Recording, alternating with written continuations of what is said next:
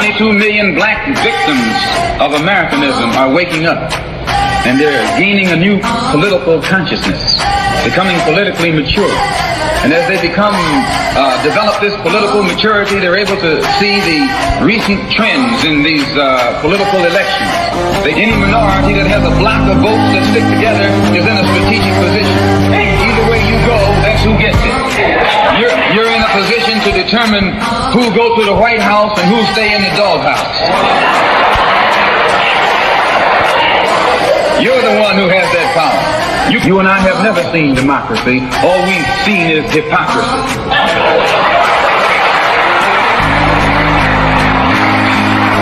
When we open our eyes today and look around America, we see America not through the eyes of someone who has enjoyed the fruits of Americanism.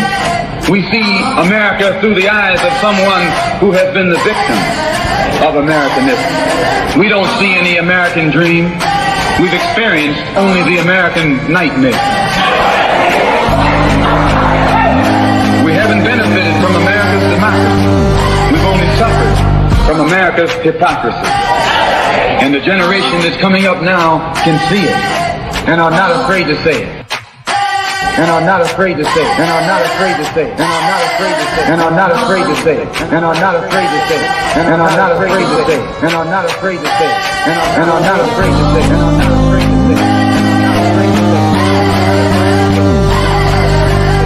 And are not afraid to say it. And are not afraid to say it. Welcome, welcome, welcome. You are tuned in to another edition of Black Westchester Presents, the People Before Politics radio show. We're on every Sunday, 6 to 8, streaming to you live on Facebook and YouTube. And shout out to, I am AJ Woodson. Shout out to my partner in crime, Damon K. Jones. He's not here today. Let me bring in my co-host, Dr. Bob, and shout out to Lorraine Lopez. She's not here today. She is spending some time with her grandson, which is always an admirable thing. One of her most blessed pastimes when she can get time with him. So it is just Dr. Bob and I holding it down today. It was good, Bob. Hey, what's happening, AJ? Shout out to Lorraine and Damon. Sorry they couldn't be on air with us today. Dr. Bob? Oh, okay. Hold on. There you go. You can hear me now? Say what's up to the people, Bob. Yes. What's up, everybody? Good to be on air with you all tonight. What's up to Damon and Lorraine? As always, your presence is missed on air this evening, but nevertheless, we'll soldier forward with them. Well, we're going to get right into it. Yeah, we're going to get right into it. I'm going to let you, you set the show up. I'm going to let you introduce. Okay, so as our audience members know, there's been a lot of discussion as of late of the federal government's rollout of the COVID-19 vaccination program. As excited as people have been, there's been a lot of questions that have slowed efforts to sign up for the vaccination, and nowhere this is more true than in the African-American communities of color. So AJ, we decided a couple of weeks ago to dedicate tonight's show to a more extensive discussion. And so so we have two segments planned. Let me tell everyone that the second segment of tonight's show that was originally scheduled, will not go on tonight. As part of our discussion, we invited in the president of the Mount Vernon Teachers Union to talk to us about the impact that the impending opening of schools is likely to have, and any concerns that faculty or staff in this school district might have. But unfortunately, due to the Verizon outage that's been widely reported, Mrs. D'Amato is not going to be able to make it with us this evening, but we are going to reschedule. Thankfully, though, we do have two panelists who were kind enough to accept our invitation. The first is somewhat known to local residents in the city of Mount Vernon, Dr. Diana Williams, who everyone will know as one of the co-founders of Comrie LLC, Enterprises LLC. Even though we know her primarily today as a developer, Diana, in fact, has formal training in the medical profession. She's a doctor of dentistry by training, and in addition, has served as a longtime advocate in the field of health sciences. AJ, can you hear me? Yes, you can. Okay. And in addition, and we're especially thankful to her and her husband, Marvin, for having arranged our second panelist for tonight's show, Dr. Keith Norris. Dr. Norris is an internationally renowned clinician, physician, who, amongst other things, has hundreds of peer-reviewed publications. He specializes in the area of phrenology, which is the study of the kidneys. In addition to in addition to making his mark as a clinician, Dr. Norris has also been a leader in the field of health equity and access, and has played a leading role in formulating policies which are designed to ensure that health services are available to otherwise marginalized populations here in the United States. I can tell you that as an example of this last line of work, he has played a leading role in trying to make sure first American communities, Native Americans, have equal access to health services. So it's a pleasure for us to have two expert panelists join us tonight. And so without further ado, I guess we can have Dr. Williams. Dr. Williams, Dr. Norris. Hi, Dr. Bob. Yes, AJ. Welcome to the show. Welcome Pleasure to be here. Show. Good evening. I know I heard this massive. So, Dr. Bob, kick it off. Okay, well, let me first. So you can see we're having a little feedback Right. online. So if anyone who's not on talking on the microphone, try to make sure your mic is on mute otherwise. But it's an immense pleasure to have you both on air with us tonight. We had hoped to start off tonight's show by setting up the discussion by playing a film clip that featured Dr. Williams at a forum that took place in the city of Mount Vernon within the past couple of years.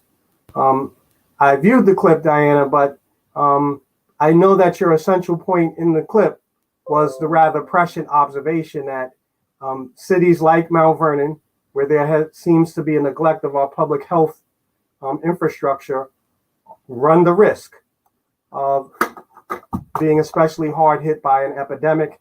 And little more than a year or two later, your forecasts had come to pass. And so maybe I'll just use that observation as a way of allowing you to offer up some initial comments for us, Dr. Williams, and then maybe we can turn to Dr. Norris afterwards for some initial comments. Good evening, everyone. I am Diana Williams, and before I continue, I would just like to say that I have been affected by the Verizon outage, so I am hanging on a thin thread here. So if I go dark, please don't take it as my deliberate attempt to get away from the topic. So yes, months before the epidemic, months before we were even aware that there was anything going on in Wuhan, China, I had, during a meeting about the closing of the Mount Vernon Hospital, proposed the idea of what would happen if there was a virus that was more fast acting than the AIDS virus. In other words, it could kill people in a week or so. And I went through the steps of letting the audience know that if that happened, then cities with hospitals will choose their residents first for treatment. And Mount Vernon, if it did not have a hospital, our residents would not be able to get treatment. It was never an attempt to predict the COVID virus. But as it proved out, many people in the Black and Brown communities were the last to get treatment for COVID. And as a result, many of our brothers and sisters had succumbed to COVID. In fact, my mother, Keith Norris's mother-in-law, she died in July of 2020 because we couldn't get her to the hospital for a very minor medical condition. She's 97. And we were afraid that if she got to the hospital, she would be exposed to COVID and she would never get the treatment she needed to live. So that is my way of introducing this topic, which is twofold. It's what happens in Black and Brown communities, especially from the treatment side, and what we ourselves can do to empower ourselves as patients to get the right treatment we need. And it's a very complex issue when you're dealing with medical illnesses, because many times the consumer doesn't know what the right decision is. So you both are practitioners in the health field, and you're probably surely as well aware of us as anyone else of a lot of the resistance concerns that public health officials have about the new phase in the COVID-19 epidemic that we're now entering into. Over the past recent months, we've seen a decline in COVID infection rates across the country, as well as a decline in hospitalization rates related specifically to COVID. So the bulk of our attention has been focused these days on trying to get as comprehensive vaccination as we possibly can. And you guys are also well aware of a lot of the resistance within the Black communities of color. And so I think the primary question that weighs on the minds of many concerns the efficacy of the COVID vaccination in its various iterations. I think we have 3 major vaccines that have been distributed: Moderna, the J&J, and I forgot the other one.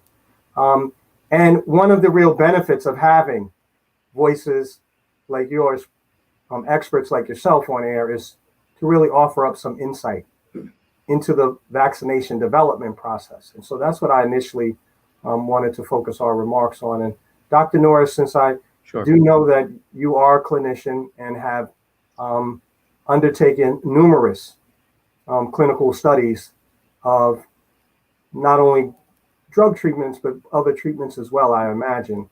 Yeah. I wonder if you could offer us up your initial assessment of the vaccination and maybe why people should give strong consideration to getting vaccinated. Happy to. I'm actually involved with a large NIH study with a colleague of mine at UCLA, and we partner with 11 institutions and 80 community-based organizations throughout the state of California, focusing specifically on education, outreach, and now more so trying to increase vaccine uptake and trying to achieve greater vaccine equity in communities of color. And so we've been, as you mentioned, there's this struggle in trying to get vaccines availability into our communities. And a lot of it, as Diana mentioned, has been the longstanding disinvestment of infrastructure, health infrastructure, as well as all the other infrastructure for everything else, from education to housing, employment, transportation, et cetera, in communities of color. So with that disinvestment, it makes it much more difficult. But there, it's been tough. There's a lot of what's been called hesitancy, what we call deliberation. Mm-hmm. Right? So a lot of people deliberating and appropriately so. There are many reasons to deliberate. And as you mentioned, Dr. Bob, one of the reasons is lack of clarity about the efficacy of the different vaccines. So we have these 3 vaccines, one Moderna, one Pfizer, one J&J. And the Moderna and Pfizer came out first. And they have 95% efficacy, which means compared to when they did the studies, people who got the vaccine compared to for every 100 people who didn't get the vaccine and got infected with COVID, only 5 people who got the vaccine got infected. And none of them went to the ICU or died. So just to elaborate a little bit more, so everyone's clear about exactly what these testing procedures entail. Typically in clinical trials, you compare a control group to an experimental group. Correct. Your control group, they get a placebo, essentially what it comes down to. Right. Experimental group receives the treatment, in this case, COVID-19 vaccines. Correct. So this is the most rigorous way to try to determine the efficacy and side effects of any drugs. Right. Side-by-side comparison.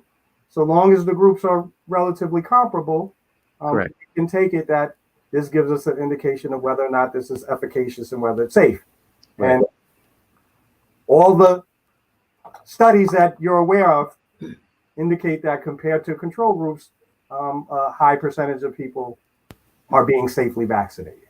Right. So of all the people who got the placebo shot, for a certain number of them, not everybody, but some of them would get COVID. Right. For every 100 who got COVID with the placebo shot, only 5 got COVID with the actual vaccine. Right. So that's the difference. Okay. So it's relatively efficacious. I mean, one thing that the flu is 40 to 60% effective versus 95% with the COVID vaccine. So considerably more better with the COVID.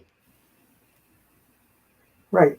I mean, one of the issues there's widespread deep distrust. Yeah. In the medical community. Certainly, we can. Well earned. Well earned.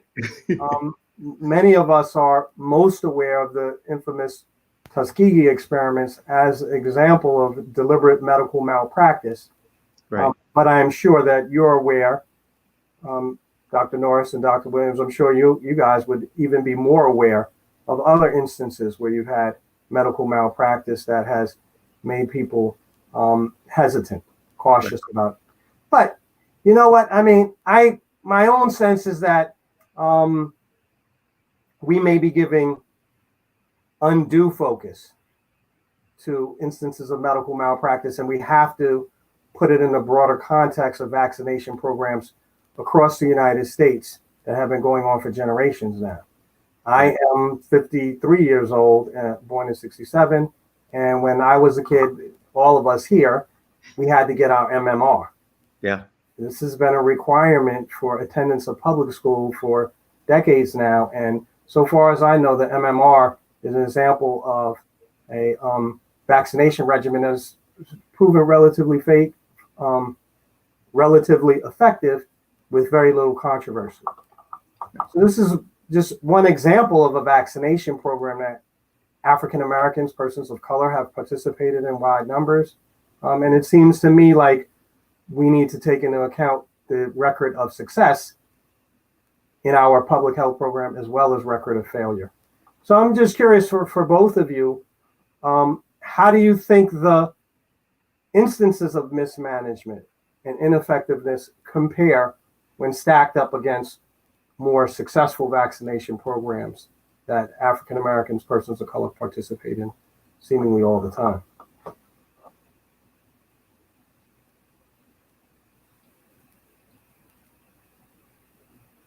I'd like to ask that a little bit. Yeah. So I think that the idea of mismanagement or accessibility and availability of healthcare is something that Black and Brown patients probably experience on a regular basis in the healthcare system, right? Mm-hmm. I I have had a few occasions where I've gone into encounters with doctors who don't know me and don't know my credentials. You know, And I think that my experience is unique, right? You go to the doctor, you tell them that you have a complaint, a pain somewhere, and they do a battery of tests and tell you to come back. But they don't tell you what to do about your pain. They just tell you that the test revealed nothing. And they don't tell you what to do about your pain. And this is not something unusual. Or you go to a doctor and you're having a procedure and it hurts. And the doctor tells you, no, it does not hurt. Well, who's the doctor to tell you what you feel? You feel pain. That's not the doctor's right to tell you that you feel pain. And it's sort of like in the medical community, there's a certain dismissing of the experience of people of color. So we don't have to go back in history many, many years ago to find examples of how we are treated in healthcare. I mean, the mere fact that in a city of Mount Vernon, a hospital is going to close tells us that. So then the question is, okay, feeling all of that, how do Black people with the combined history and their personal experience make a decision about a vaccine that was newly developed? And it's a tough decision. And I tell you that on a personal level, for me, I fear death more than I fear the vaccine. Right. It's kind of a situation where if I don't eat red meat, but if the supermarkets run out of everything but red meat, I have to eat red meat, right? To stay alive. Or if you are drowning and you see a dirty raft going by, you'll hold on to it because you're drowning. It's a matter of choosing the better of two circumstances. And I think for you make a good point when you go back and say, we subject our children and to ourselves to flu vaccines, different kind of vaccines to get our children prepared for school. But those other things don't kill you in a matter of weeks. And it's not age anymore. We're not just looking at people in their 90s and 80s who are dying. They're young people who are also dying. So the question is, even though we have a healthcare system that tries to treat us like stepchildren, if that much, do we fear death more than we fear the vaccine and the consequences of taking this vaccine? And it's not an argument that will consider that we can sell wholesale to Black people, because some people's fear of the medical community is so great that even the idea of weighing their fear against the medical community and the fear of death, to them is pretty much the same thing. Yeah, I think that's a great point, Diane. And I feel my role. And an argument that will. I think it's echo. So I feel my role is, to try to make sure people have the best information possible and to make their decisions with the right information, right? And I think when we think about the COVID infection and the COVID vaccine, there's a balance we have to weigh. What we do know is the COVID infection is leading to 2 to 4 times the rate of hospitalization and deaths in the Black community than in our white peer communities. We do know that. We know that for every million cases of COVID, 15,000 people have died and 70,000 are hospitalized. for every million vaccines that are given, 3 to 4 people are hospitalized because of allergic reaction, and 1 to 2 potential deaths related to the vaccine are under investigation. So for every million, 1 to 2 possible deaths under investigation versus 15,000 deaths for COVID infection. And we also know that in communities of color, where when vaccine sites are set up, people are coming, many white people and people from wealthy communities are coming to our communities to get online, to cut in line to get the vaccine. So it says something that they think that that's good enough that they're going to come to communities they would never otherwise come into to get in line to get it. So those are things that should have us thinking about, maybe I should be taking that. Maybe I shouldn't be letting somebody get in line in front of me, come into my community and take that vaccine. And so those are the things we I think it's important for people to weigh. I don't want people to not take it because they think they can get COVID from taking the vaccine, because that won't happen. I don't want people to not take it because they think it's going to alter their DNA. That doesn't happen. I know people are concerned about the long-term side effects of the vaccine. We have emergency authorization, not formal approval, because official approval usually requires 2 years of follow-up for side effects. But we do know on the 6 months or so of follow-up that there's no evidence of long-term side effects from the vaccine, but there are severe long-term side effects of people who've been infected with COVID. And so I think the real key is really understanding what the pluses and minuses are, and then everybody makes their own decision. But I think it's important that people are making decisions with the right information. And there's something else I want to add, right? Mm-hmm. Is COVID is not a static disease. Right. Viruses aren't static. So they're very adaptable. And so they change and they become the Brazil version and the California version and the UK version and the different versions of the virus, right? And Right. so what happens is that the more people we have who don't get COVID, those people present as hosts that can incubate a different version of the virus. And maybe at some point, if you have enough hosts and you have a multiple different versions of the virus, then you have, at some point, you run into the problem of having a version, that does not respond to the vaccine. And so you now have a different problem. You have a problem of a vaccine that is created in 2020, 2021, that does not work on any of the versions that we have in our community.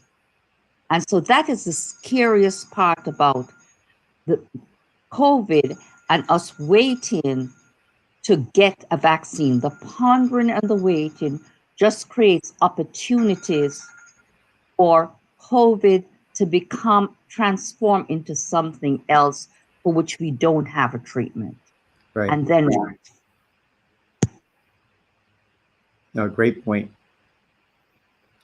Fortunately right now, it appears that the vaccines that we do have are at least effective in preventing people from being hospitalized or dying if they get these new variants.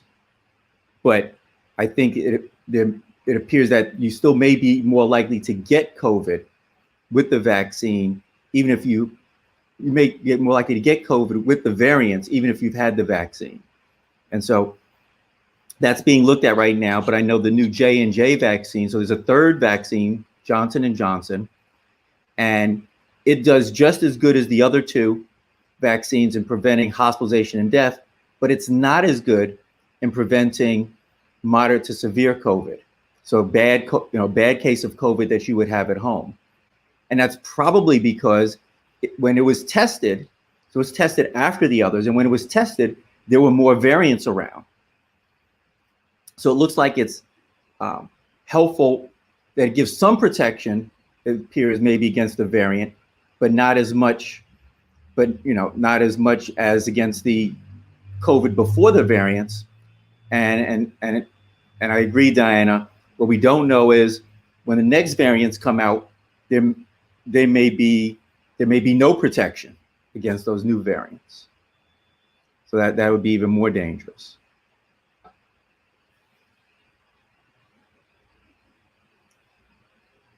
Bob, we can't hear you. You're on mute. I'm sorry. I want to back up for a moment and address, I think, a question that still may remain outstanding in the minds of many of our audience listeners and people all across the United States. And that is, exactly how does a vaccination work? You just assured our audience, Dr. Norris, that they run no risk of actually being infected themselves.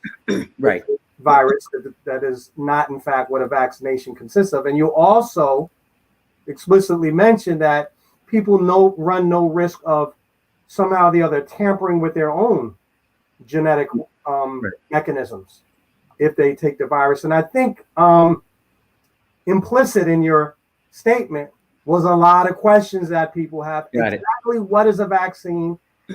How does it work mechanically? And maybe first you, and then Dr. Williams can offer us some insights so that we can have clarity exactly what a vaccination is in the first place.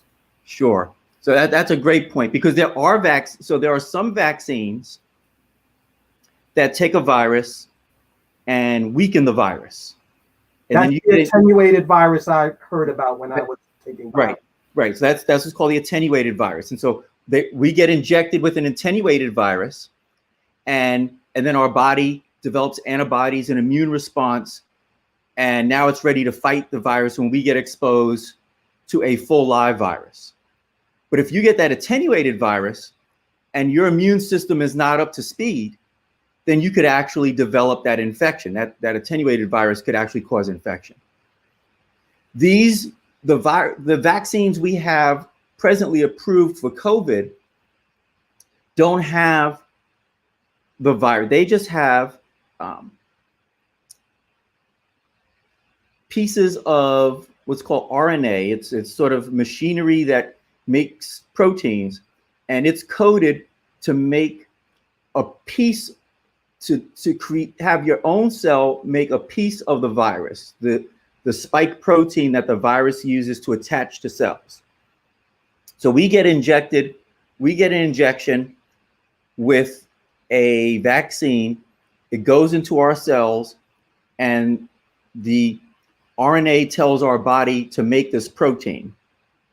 And then, like Snapchat, it gets destroyed by the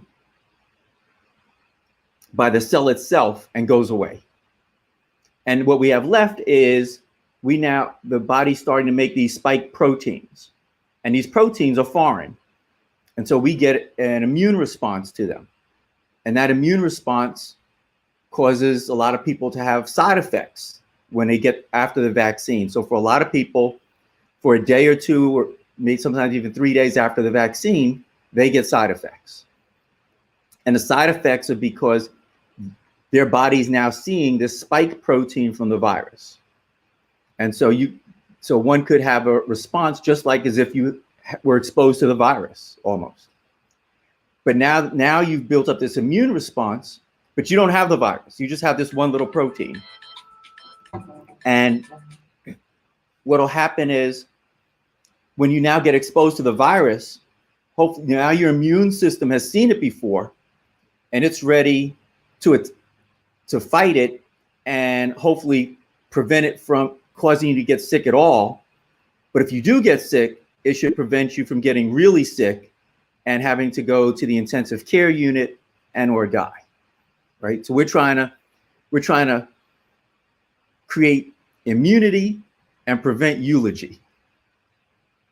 Okay. Wow, that's quite a powerful imagery there. Immunity versus eulogy.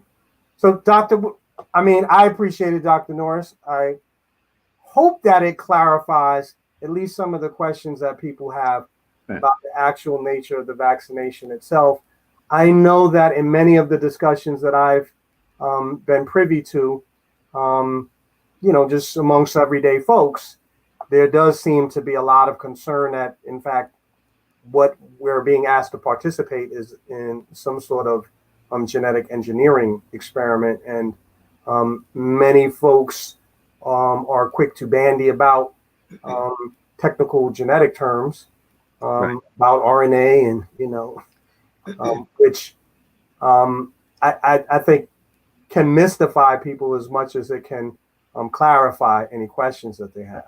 Yeah. And so the J&J vaccine the J&J vaccine is similar to other vaccines. So it's more similar to existing vaccines where they actually use a virus that the body, like a cold virus that the body's been used to and knows, and it puts the material inside the cold virus, called adenovirus, and then injects that into the body, and then it's sort of ends up doing the same thing. So at the end of the day, all three vaccines cause our body to make this spike protein. The messenger RNA vaccines have been under study for about 20, 30 years. About 5-10 years ago, for SARS and MERS, they were being developed for those viruses and those epidemics, but those sort of died down. So it never got taken off. But they had already started working on that approach to a virus. But for people who may still feel uncomfortable about that approach, the J&J virus is the type of virus that more typically the type of vaccine we would more typically see produced. And the reason why it was produced so fast was not that any steps were skipped, but it was produced so fast because extra money was put in to do multiple things at the same time. And in particular, once there looked like there was promise that the vaccine would do well,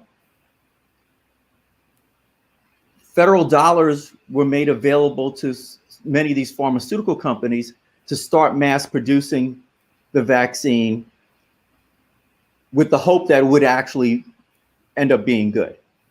Whereas normally, if it was if they had to pay for it, they wouldn't start mass producing it until they got approval until they knew the FDA approved it. So that was the difference. Whereas this time, the day the FDA approved it, Pfizer, which was the first vaccine approved, the day it was approved, they already had vaccines shipped out all over the country to lots of places. So that's why it went so the warp speed was primarily for that part, but it's each vaccine still had to have 40,000 people in the clinical trials. They had 30% people of color in the trials. They had older people in trials, people with diabetes, high blood pressure. And so it was sort of like all the other trials that were done. And they were able to show that it worked as well in all groups. And so that's, pretty positive. It's, look, we all rather not take any medicine for anything, right? We clearly rather not take a vaccine. But because so many people were dying and so many people were being hospitalized, then it was the only alternative we had was to either find a treatment and or to find a vaccine to prevent it. Diana? I just want to add something to this, right? And let's look at what happens if Black and brown people don't take the vaccine. And the fact is that many of us will die. Some of us will not. But the people who do not take the vaccine and get the virus and live, many people will have long-term health issues. I remember that what happened on January 6, 2021. I think we all do. And it was just about that time that Pfizer and all the other companies were ready to distribute the vaccine. And we have to ask ourselves, who benefits if Black and brown people in America die? Who benefits? Because we as a community, we don't. We'll be losing our loved one, our fathers and our mothers. So it's not our community that benefits, but who else benefits from us dying? And it's a question that we have to ask ourselves seriously. The issue is not about vaccines in general, because we take vaccines. We participate in every year there are flu vaccines. We get our children take vaccines. Why is there such apprehension about this particular vaccine? And who benefits when we die en masse? Who actually is spreading the fear about this vaccine? What is that person zero who started telling the story about the COVID vaccine being dangerous to Black and brown people? Because for the longest while that vaccines came about, we were willing to take vaccines. So why now? What's different? What's different now that we have so much fear about a vaccine that can literally save our lives and save the lives of our family and our community members? And that is something for us to consider. And sometimes it takes just going below the surface to ask that question, because it's an interesting question to ask. I've had to interact with people who have told me why they don't want to take the vaccine, because I think that we have to know what really is going on behind this fear, right?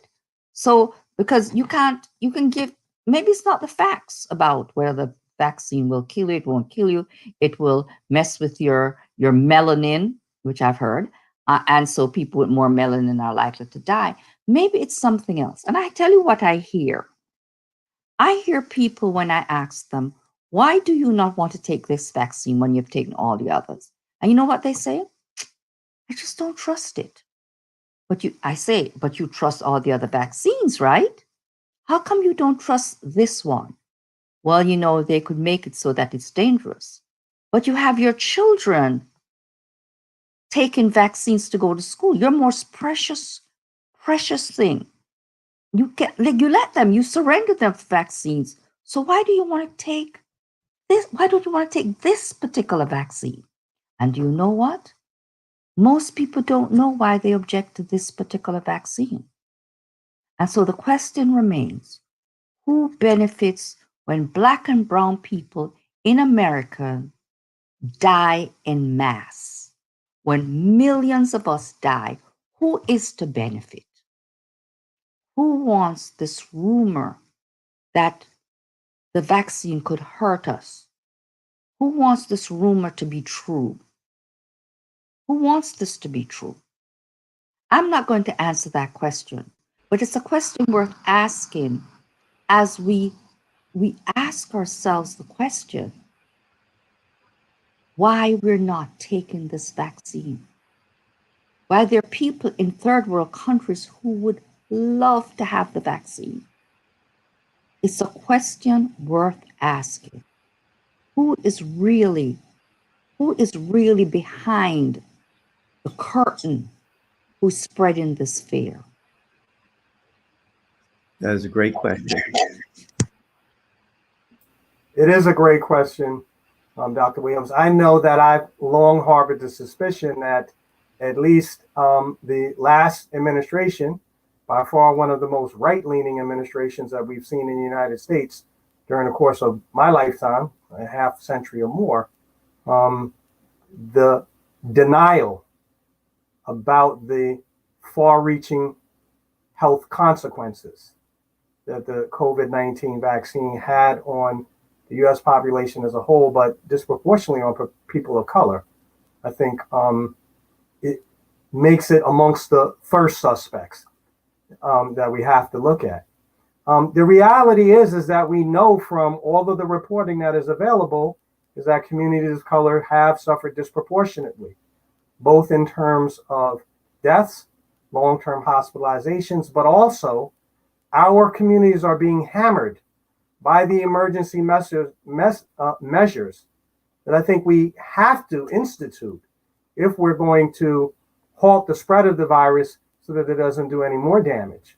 But insofar as we neglect to take public health officials up on their advice to practice distancing, wear our mask, and take more proactive measures to get ourselves vaccinated, we're doing our own communities the greatest amount of danger. I do want everyone in the audience to know, firstly, unfortunately, my family was not immune, as so many others, from the COVID epidemic. Unfortunately, my 93-year-old grandfather, who was fortunate to live a very long life, came down with a COVID infection after hospitalization for a non-life-threatening matter, and was in Sarah Lawrence, was Lawrenceville now?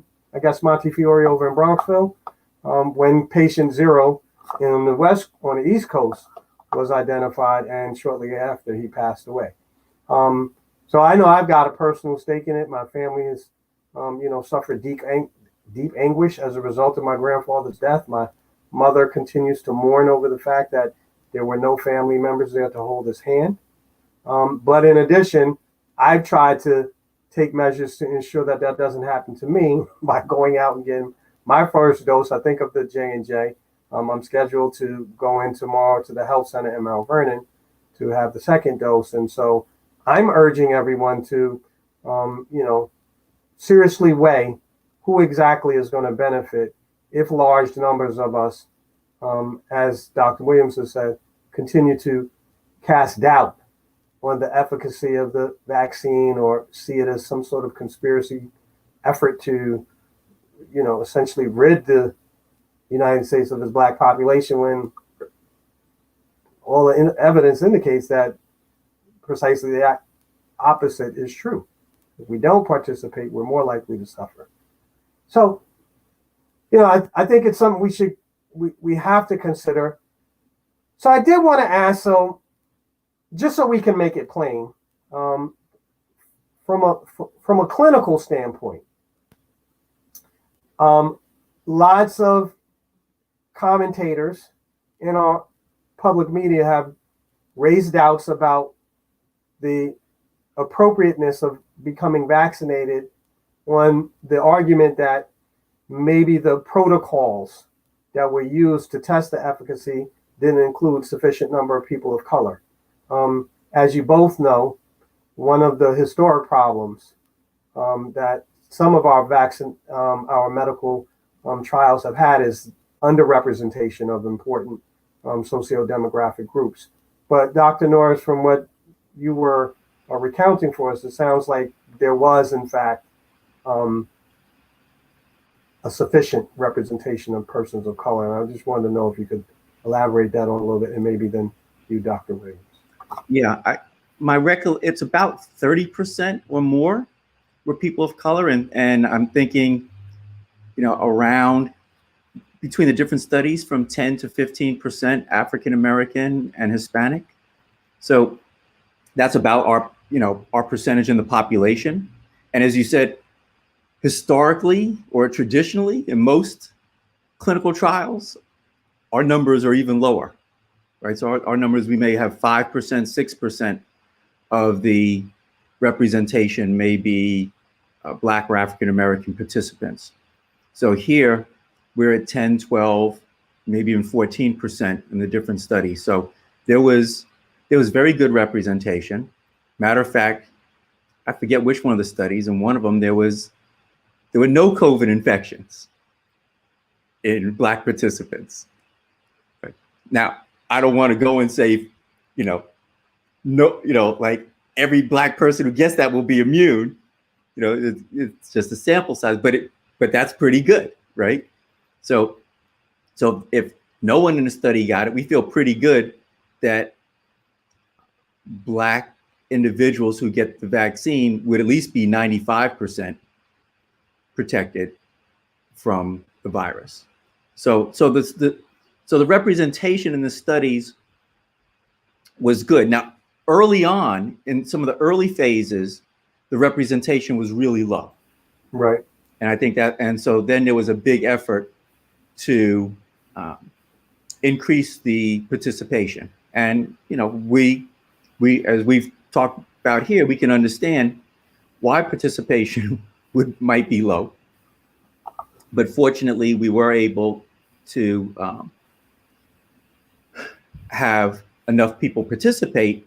And so I think there's a good sense of confidence, at least for the research community of color, to feel that the studies do have good representation and that people of color should feel confident that it's going to be as effective, if not more effective, but at least as effective for people of color as it is for white individuals in the United States.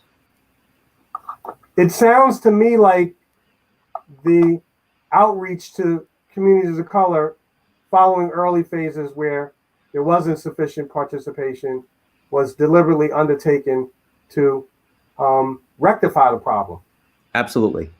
Can you, and I know you've worked in this field, Dr. Norris, issues of health equity. What exactly did medical researchers do to persuade additional African Americans, Latinos to join into the study? What does that outreach effort even look like? Right.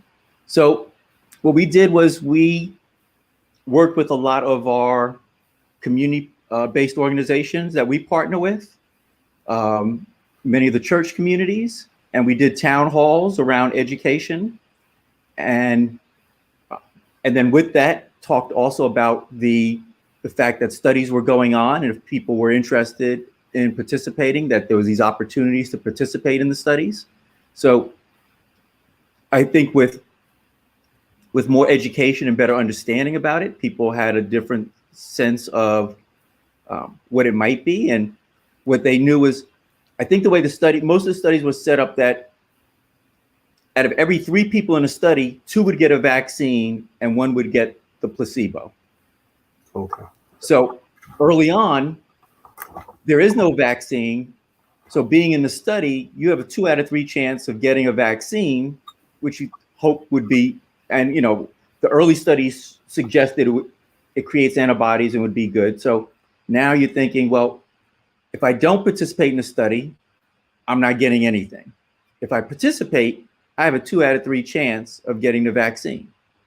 And so I think that also helped energize some people to say, yeah, I'll go ahead and participate.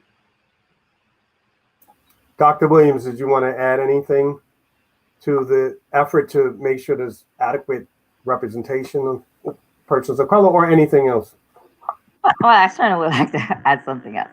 So I'm a Mount Vernon resident, right? Mm-hmm. So I want to talk Mount Vernon in particular. Mm-hmm. COVID didn't just have an impact on the health of the individuals in our community. It didn't just have an impact in that people died. It halted our economy to a crushing stop. everything stopped.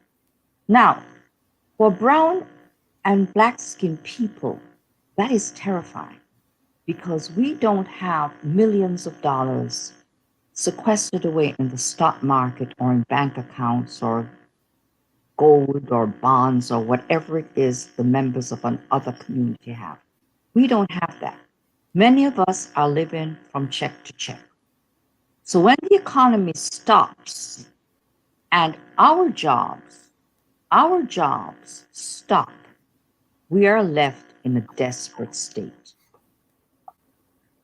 What happens when people don't take the vaccine is that we're going to remain in this desperate state because it means that more people are going to be getting sick, more businesses are going to be reluctant to open because their workers will not be vaccinated, and more people who want to get everything recharged, want to get the economy recharged, saying things like, let's get back to normal. Let's get out there and mingle.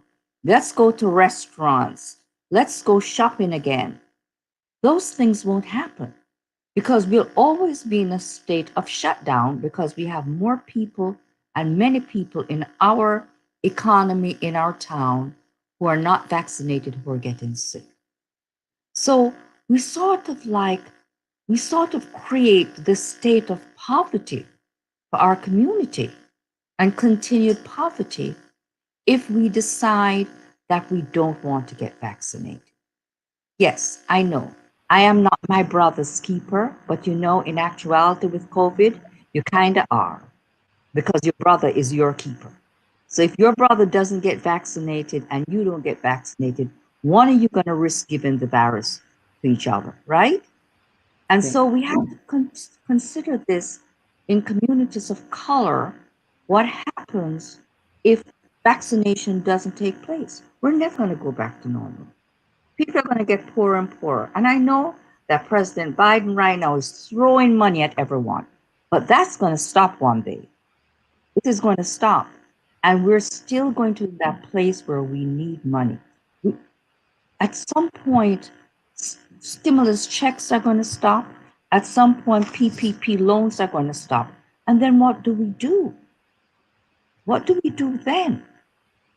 You know, so it's sort of kind of thinking about the long-term impact of remains a community of people who want to stay in a place where people are sick and getting sicker, and more people are becoming contagious and spreading the virus amongst each other.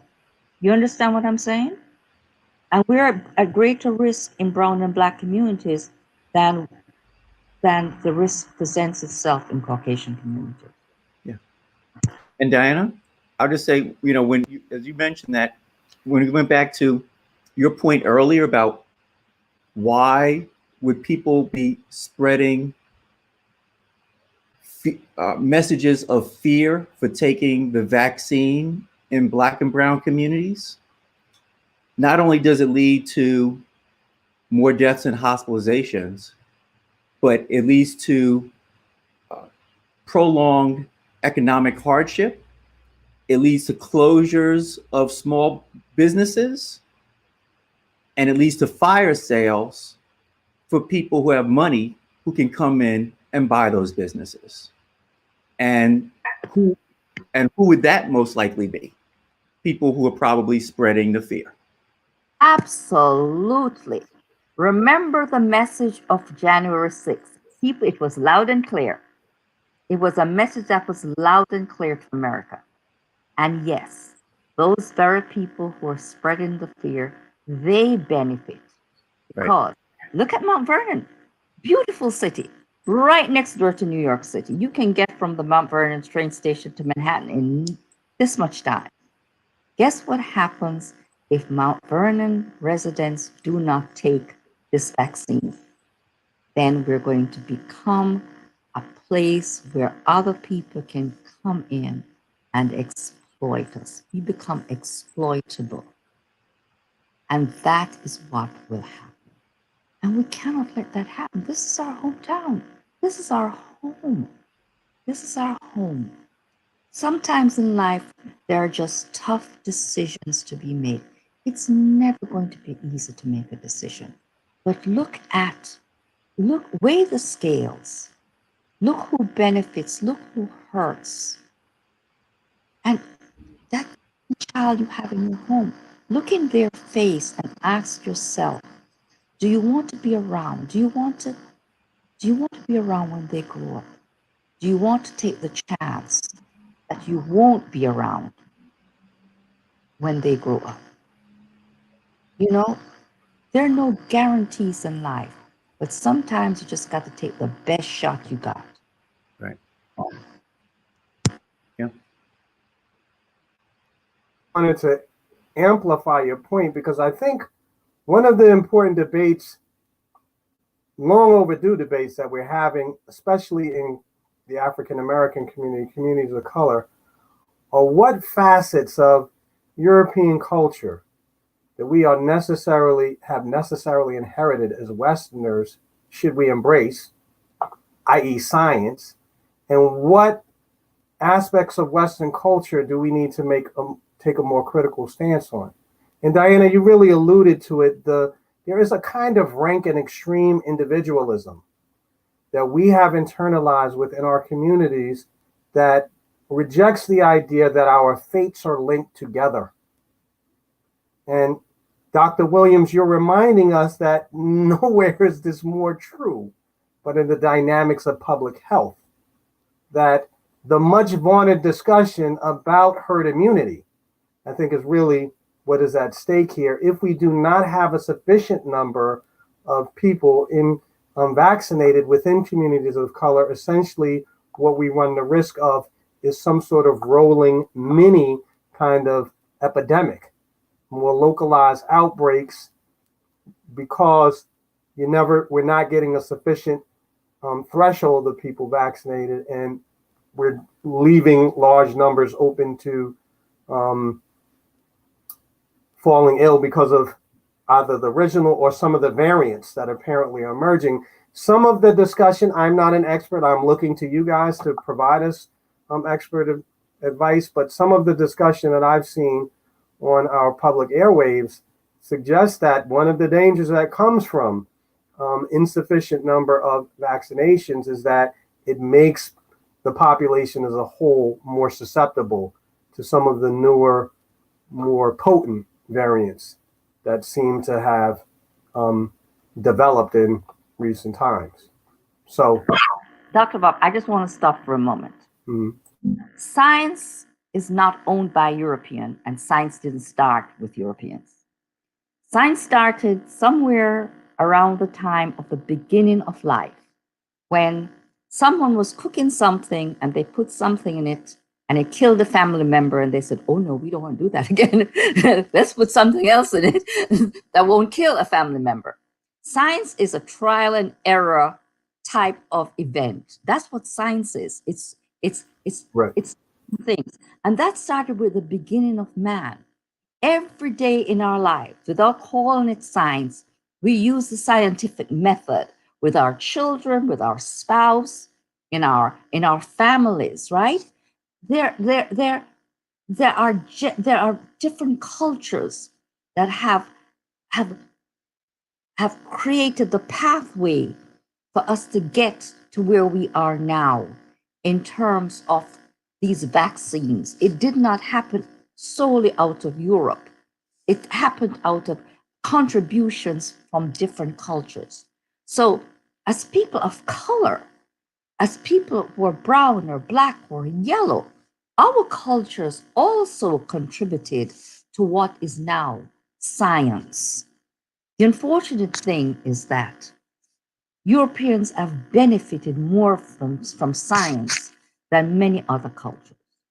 I am sure right now there are people in the Caribbean, many people in the Caribbean and America, in Mount Vernon in particular, who would love to see the vaccines in the Caribbean or in South America or in parts of Africa.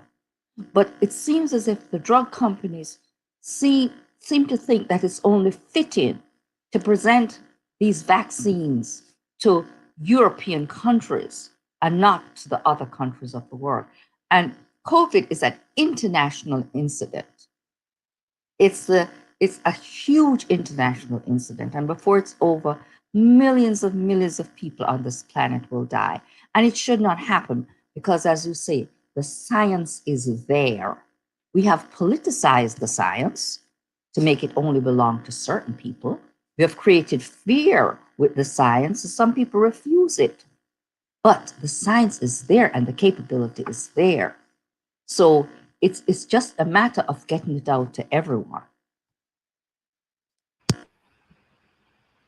To just add on to your point, Dr. Williams, about the multi-continental origin of science, and saying that very often people try to discredit science, contemporary science, by positing that it is a Eurocratic institution, if you will, and not recognize that there have been contributions to the field of science from a number of different sources, including African sources. And this leads me to the next point that I wanted to make, that, and I only recently found this out, we're all on the constant path of discovery and learning, but I was thumbing through the award-winning journalist Isabel Wilkerson's new book, Caste.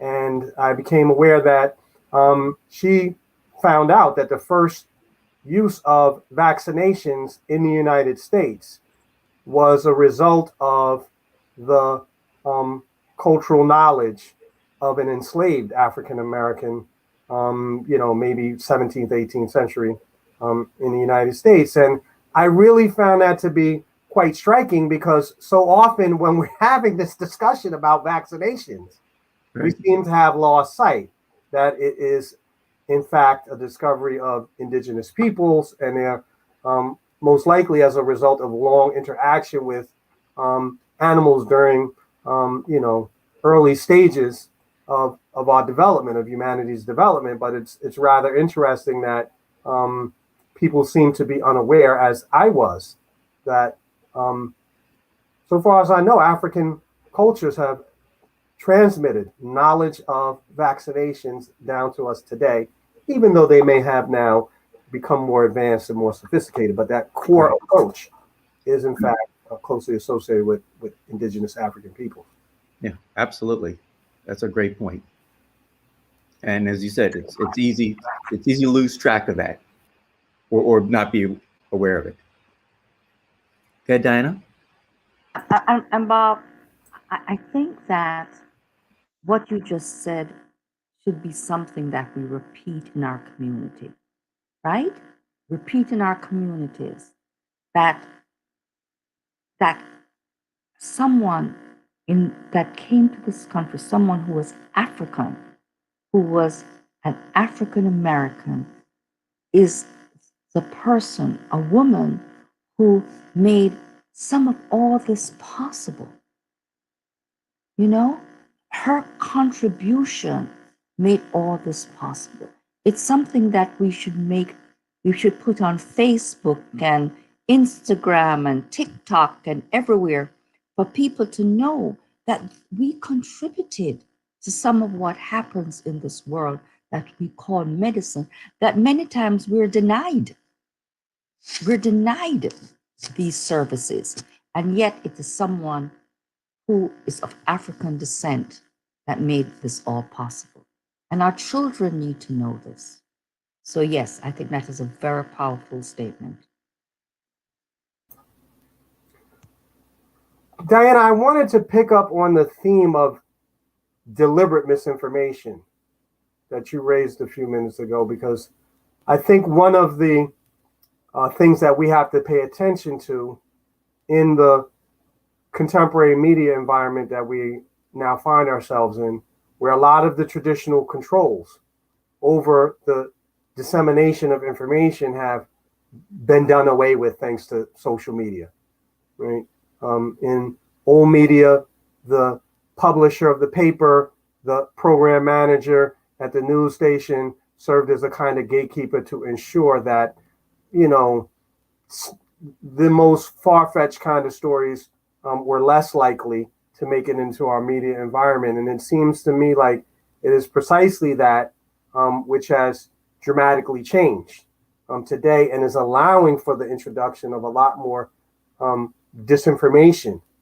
So I'd like you guys, because I know our audience members, there's a limited amount of education that we can do within 2 hours. Our audience members partly tune in to get further recommendations about what are the best sources of information that they should be reviewing on public policy topics of importance to them. So I want to know if each of you could maybe offer up some recommendations about sources that people should be turning to get valid information about the vaccination rollout program, about efficacy, and maybe even to turn to the more local level, Dr. Williams, about the impact that actions are having right here at home in the city of Mount Vernon and in our sister cities in Westchester.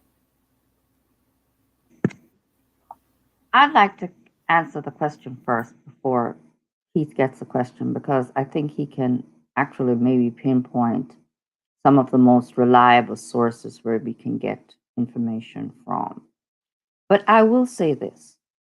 I think at this time in our culture, our community, and in our country, we certainly have good evidence to know that we cannot trust everything we read and every type of information that we get our hands on.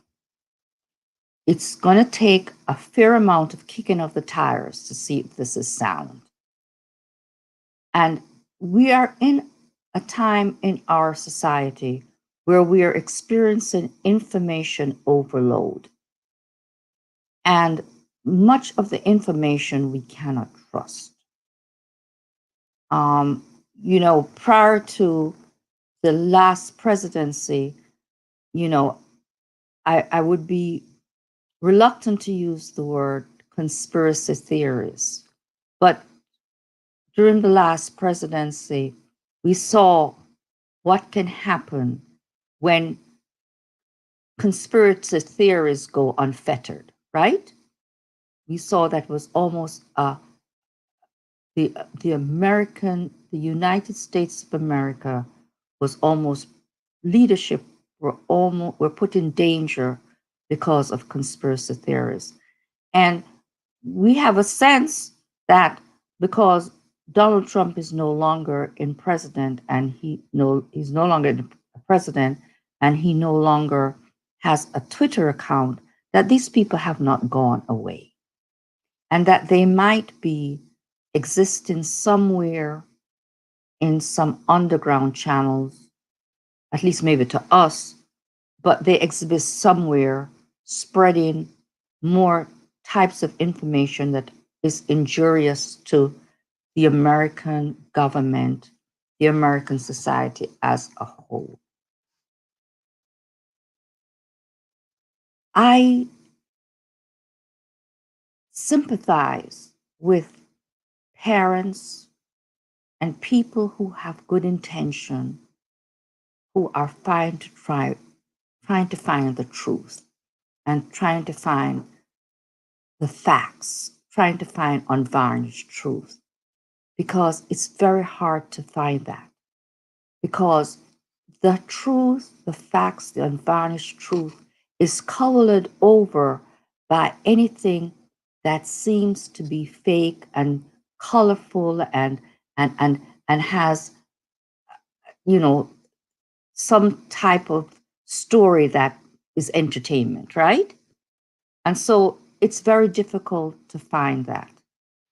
I think that we have to use our wits about us, right? Because we can tell you today where to find the best news. We can say, okay, go to Dr. Fauci, go to the government websites about, public health websites about what's going on. But the next time something happens, well, where do you go? Where do you go to get the facts, right? And it really means that you have to sort of step back and say to yourself, okay, what am I hearing? Who does it benefit?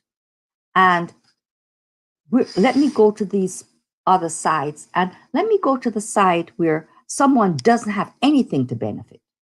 And let me hear what they have to say. Because if someone has skin in the game, they want me to play their game, right? I want to go somewhere where someone doesn't have skin in the game, and I'll play that game because it doesn't seem that person has anything to get. You understand what I mean? So I'll let Keith tell you the experts that can answer the question. No, thanks, Diana, Dr. Williams. That's great, and that's really important. And I think, we think about this information, disinformation. First of all, you have to understand what information is, right? So everybody's like, oh no, it's true. I saw that. It's true. I heard it here. It's true. What is true is that you heard something through some media. What is true is you read it on Facebook. What is true is you heard your friend's cousin say that. That's what's true. That's the only thing you know that's true. That's where your knowledge of truth ends, right there. And the same thing for if you go to the CDC website. What is true is you saw it on the CDC website. You saw it at New York Public Health website.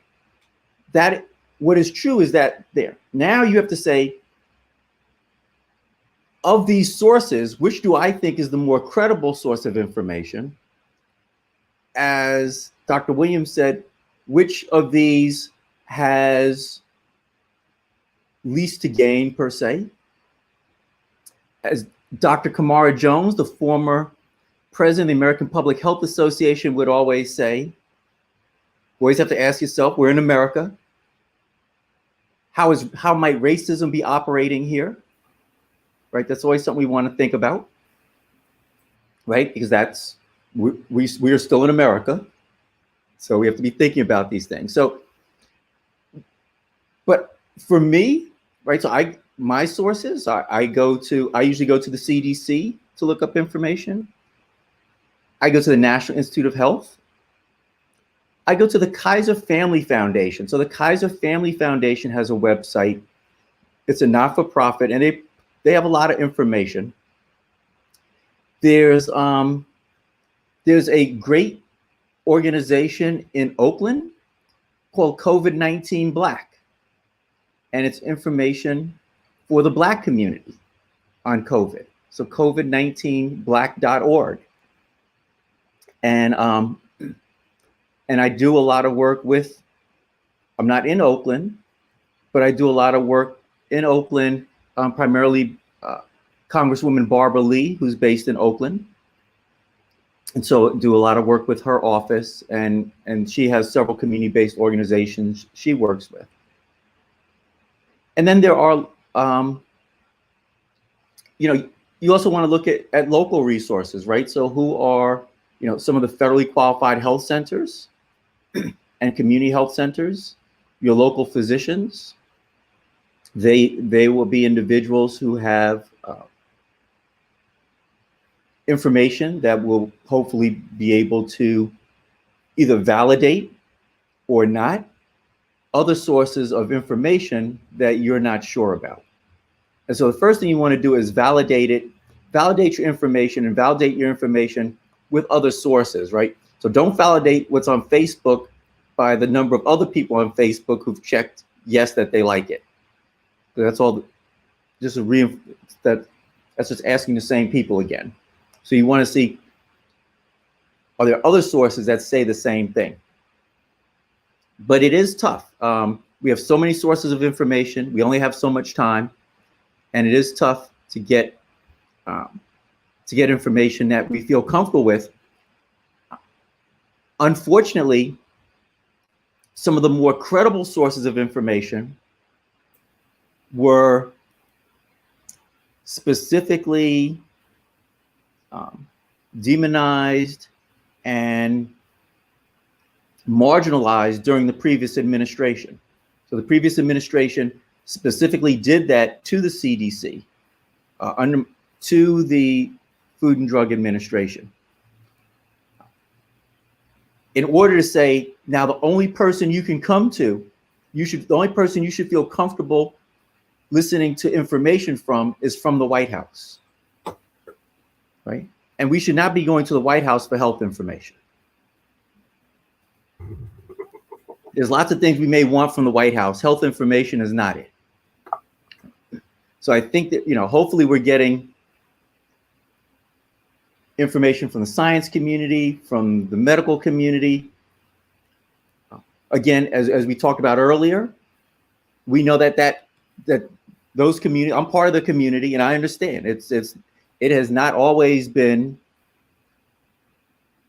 the most upfront and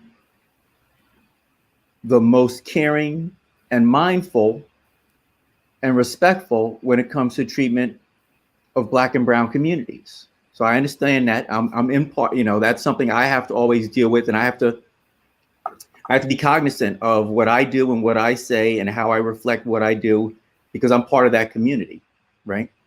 But still, for this particular condition, I see the number of people that are suffering in our communities. As Dr. Williams said, what we don't see is the vaccine going to the Caribbean, to South America, to Africa. The vaccine is going to the countries that did the colonization. Right? So if there was concern that the vaccine was a problem, it would be going to the countries that they colonized first. Yeah. And then they decide it would go to them. So it's already going to the source of colonization. That should give you a sense of, oh, they think that's good. And so part of it is information you get, but part of it is observing and seeing what's happening. Okay. Dr. Williams, you want to add? I want to say something, and this is sad, right? We learned the term fake news in the last 4 years, right? And unfortunately, fake news and fake news about COVID is not just affecting brown and Black people. Fake news about COVID is affecting many in the Republican Party, right? There are still many Caucasians who don't believe that COVID is real, who don't believe they have to wear a mask, that they have to get vaccinated, that they have to adhere to social distancing. We lost a gentleman who ran as president for the Republican nomination back in 2016, and that was Herman Cain. He died of COVID. He was an African American who ran for president in 2016 against Donald Bush. He did not believe, like many in the Republican Party did, that COVID was real. He thought it was fake news, and he didn't have to adhere to any of the precautions. And I think one of the things that the last administration did is that it weakened the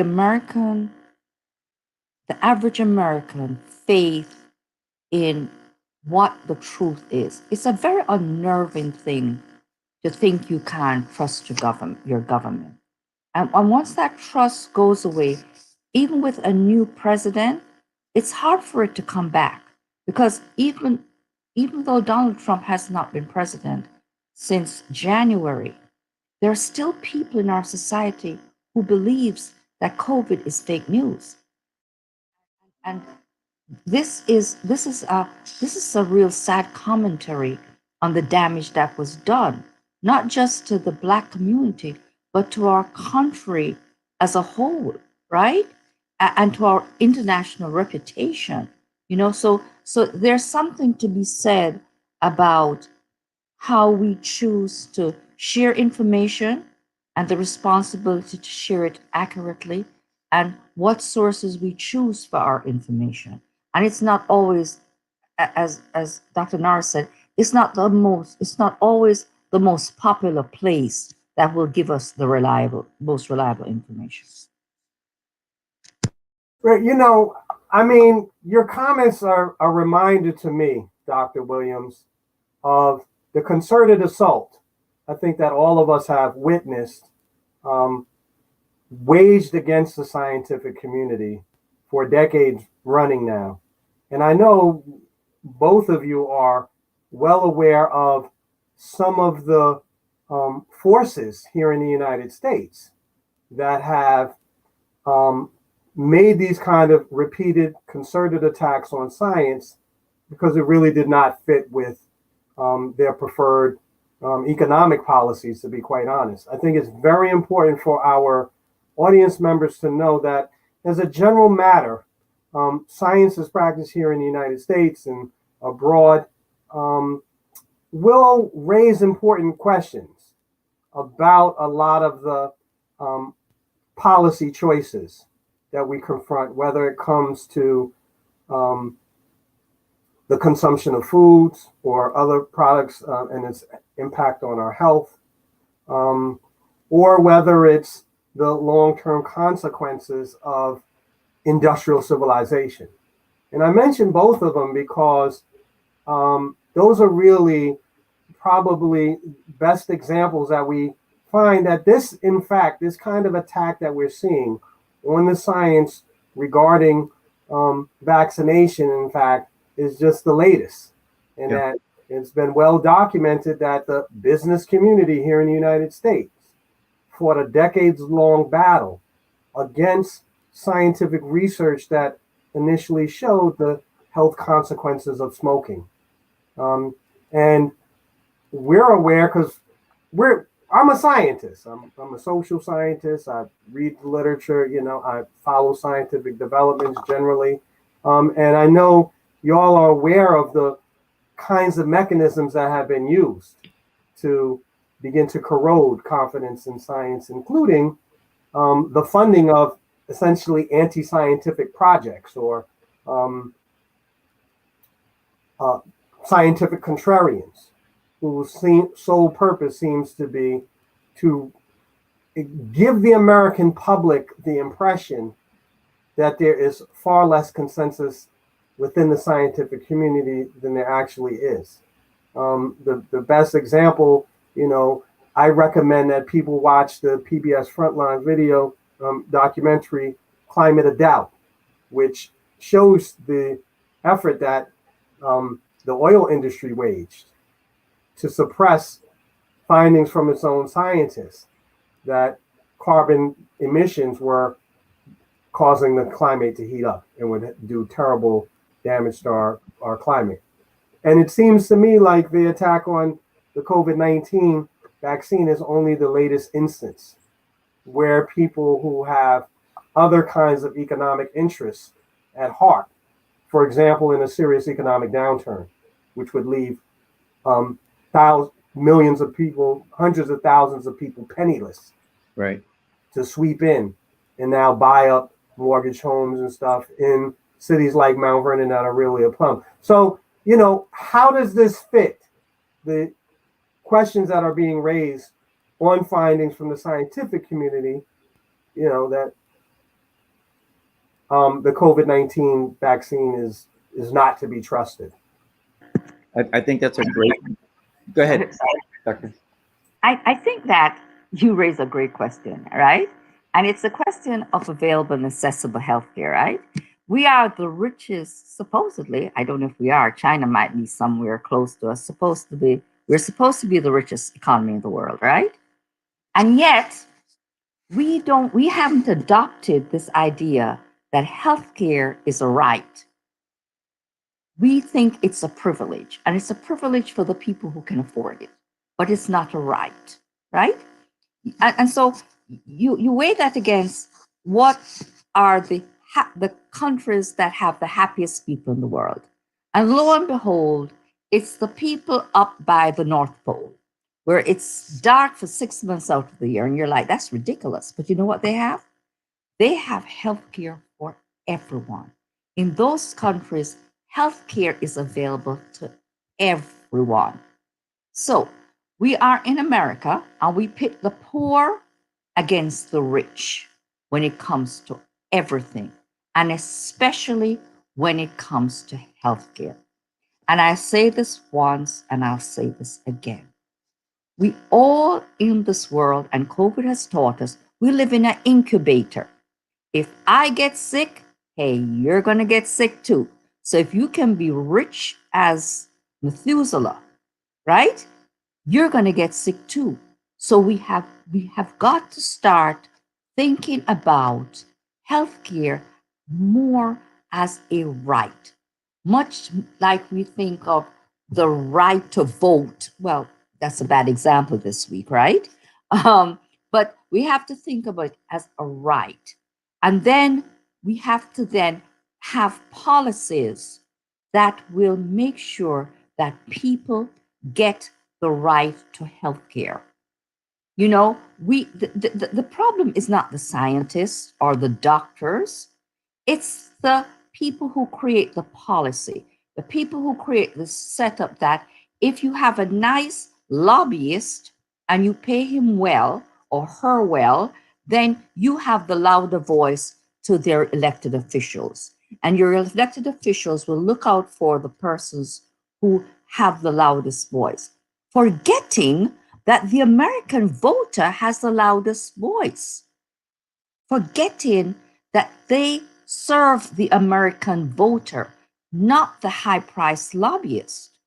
And until we start making healthcare available and accessible to every single American, regardless of their income or their color or their religion, sexual orientation, or what have you, we're going to continue having this problem.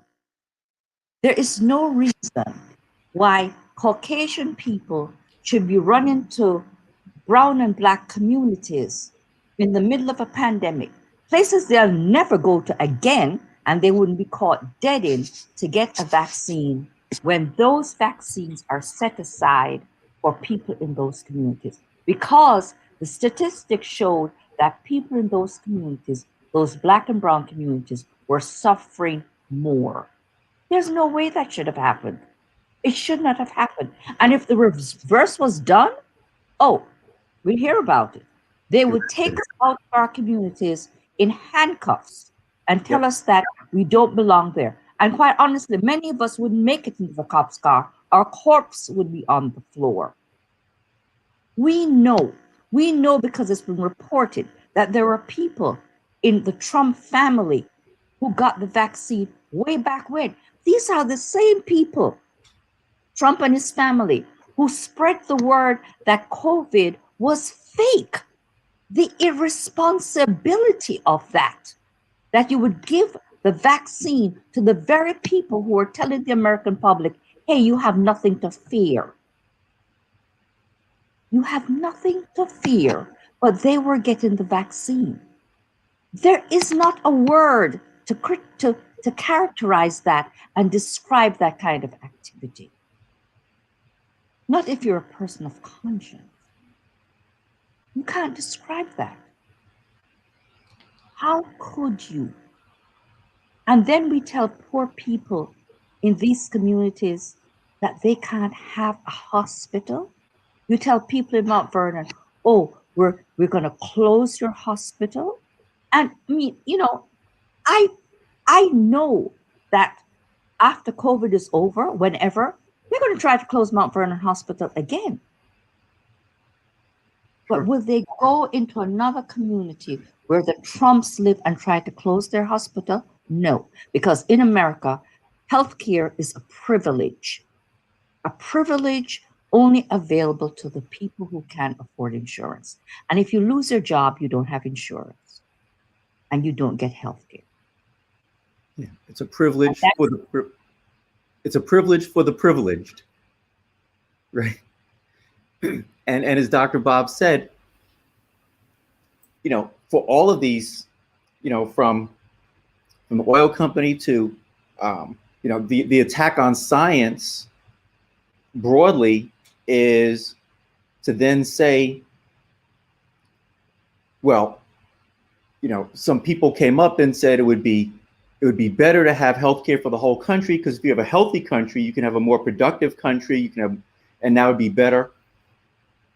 You can't believe those people, right? Because we're making sure that you don't believe anybody who's promoting science and health stuff, right? So we have rolling back all of the safety regarding emissions from factories that are polluting the environment, where those pollutants are more directly embedded in communities of color, and the water runoff is in communities of color.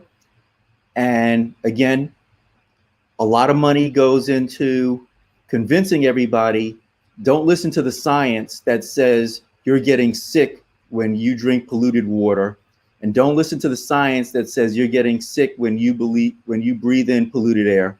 Don't believe that, because it's fake news. And so they're trying, and now those same narratives are rolling over into COVID. Those narratives are rolling over into why there should not be health care for all. And so those narratives always roll over to making sure those with the least continue to get less, which in this country means predominantly people of color. Not limited to, but predominantly people of color. And so we need to be mindful of that when we're looking at information that we're getting. And I think, as Dr. Bob and Dr. Williams said, it's really important to think who's benefiting from those messages and those narratives.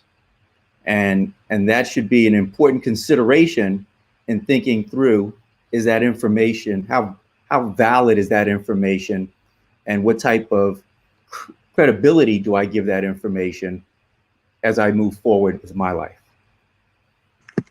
And the manipulators know exactly what they're doing. They're well trained in this, in this manipulation, because it's not just people of color they play against each other. It's people who are Caucasian. I remember watching something during the time when President Obama was trying to get his what everyone calls Obamacare, but really isn't Obamacare, passed. And they interviewed people who lived in poor sections of Pennsylvania. And they asked them, well, what do you think about Obamacare?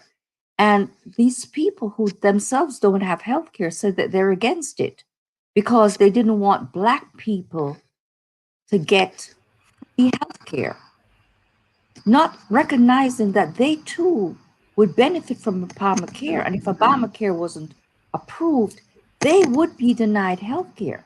And the numbers will show that there are more Caucasians by numbers living in poverty in America than there are Black or brown people living in poverty. The numbers of Caucasians are greater than the numbers of brown and Black people. Yet there are Caucasian people who will deny themselves the benefits of health care just because they want to punish Black people.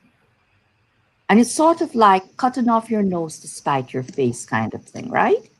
So the people who manipulate this narrative and manipulate the situation have even manipulated white America in believing that to punish that guy, I must make the sacrifice. Now thinking, wait a second, it's the rich that must make the sacrifice, not me, not me, not me. And so they get a lot of white voters who will support this idea that we want to punish Black people because Black and brown people are lazy and they contribute nothing, and we don't want them to get anything.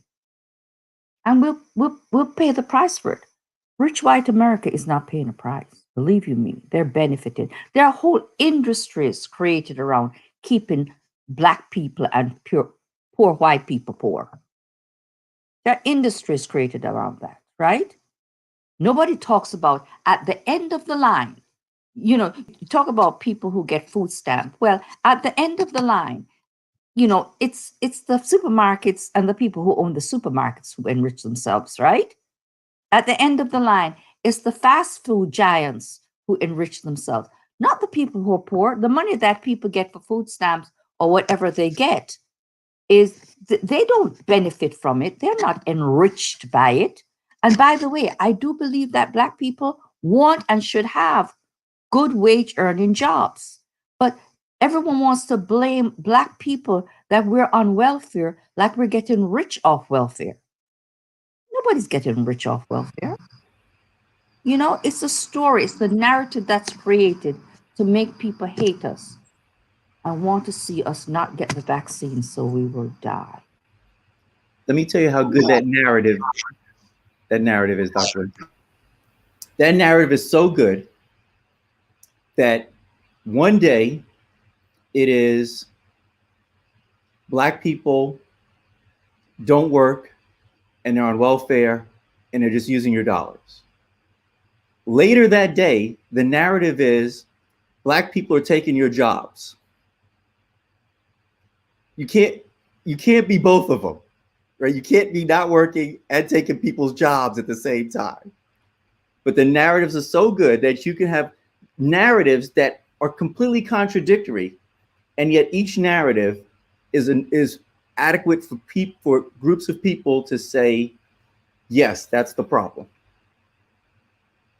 And so, and when people become accustomed to those narratives, it becomes very easy to get people to buy into narratives about a vaccine very easily, of any color. It's the same narrative that says, oh, affirmative action got all those Black people college degrees. Well, affirmative action didn't get us college degrees. We got an opportunity to go to college, but affirmative action wasn't writing my papers or taking my exams, and they weren't doing that for anybody else, right? We had to work while we got into college. And people will say they will not see a Black doctor because that Black doctor is not qualified. Well, that Black doctor passed the boards just like everybody else. It wasn't affirmative action that passed the boards. And I can tell you this. I went to a school that I firmly believe at the time that I went there that I felt unwelcomed. And I know that there were efforts to make sure that I was not going to graduate on time, right? There were obstacles put in my way to make sure I didn't graduate on time. I had to fight harder to graduate than many other people did. Affirmative action didn't help me with that. So this whole rot about affirmative action and why people who get into schools and graduate from schools get into schools because of affirmative action are not qualified is rot, because if you examine the fact, it makes no sense. And that's the narrative to disqualify us from the American workplace. I see AJ has returned to the screen. That means that it's time to assert. No. Can you hear me? We can hear you, AJ. Mm-hmm. At first, I just want to say I want to thank everybody who's doing the show. I'm having all kinds of Wi-Fi problems. I'm on my phone now because my computer's having problems. And you know what? Sometimes you need to get out your own way. I got 3 doctors on here having a very great conversation, and there was no need for me to come in and interrupt the flow. So I want to applaud Bob, who I could tell Bob all the time, you could do the show by yourself. He go, no, Bob, you're holding it down, and I appreciate it. So continue the conversation. I just wanted to say that. I just wanted to say, to piggyback on your point, Dr. Williams, about a lot of the distortion that takes place with respect to who actually relies on America's public safety net, social safety net. It is not just persons of color, but whites who are serious victims of the kind of institutionalized neglect that has come to become entrenched here in the United States today. And I'm holding up this book. It's by 2 economists, Nobel Prize-winning economists, and it's Ann Case and Angus Deaton, and it's titled Deaths of Despair and the Future of Capitalism. And essentially what it charts is the precipitous decline that we've seen specifically in measures of well-being, not of African Americans and Latinos, who we ordinarily think, because of our stereotype views here in the United States, are the sole victims of our capitalist economy, but rather that whites in the last decades have seen the most precipitous decline in measures of health and well-being, especially some of them deaths of despair through opioid use, alcohol abuse, other kinds of bad practices that ultimately can be traced to the fact that they have very little optimism that there's much that they can do to change their circumstances. And it reminded me, Diana, your recognition that one problem that contributes to this is the belief that healthcare, amongst other vital human needs, are commodities that are available for sale as opposed to rights. And right now we're going through a paradigm shift, it seems, in public policy as the Biden administration tries to change the whole approach to providing for human need here in the United States, including healthcare, with the massive infusion of dollars into the economy that, you know, in many respects is reminiscent of the New Deal. And it kind of reminded me of Franklin Delano Roosevelt's Four Freedoms. I was trying to bring up one of those freedoms on screen. And one of those freedoms is the right to adequate freedom from want. I don't know if anyone could see this, but I guess not, because I can't see it. Freedom from want, a right to an adequate standard of living. And if we're going to see improvements in the well-being of African Americans, people of color, or even our more challenged white brothers and sisters, we're going to have to recognize that we cannot afford to make access to basic requirements like healthcare and a decent education determined solely by the marketplace, whether you have the purchasing power or not, because, you know, most of us are living rather modest lifestyle measured by income. So we've got to be thinking about some sort of shift in the paradigm here and go back to a notion of government that operates for the benefit of the ordinary citizen, right? And unfortunately, when we rejected the New Deal tradition, legacy, this is partly what we got rid of. The idea that our government is formed for the purposes of caring for the basic needs of the residents, and that it has no constructive role. Indeed, you know, and I'll close out by simply saying that it's arguable that the kind of political approach that we've seen from right-wing forces, especially the Republican Party, is to deliberately sabotage our government. I mean, when we want to take up Dr. Williams' question about who is the ultimate source of this disinformation, one is Republican-led administrations that continue to undermine effective governance in our society. And we have got to insist that this is unacceptable to us. And I'll just stop there, or else I'm going to go on a rant. No, that's. Go ahead.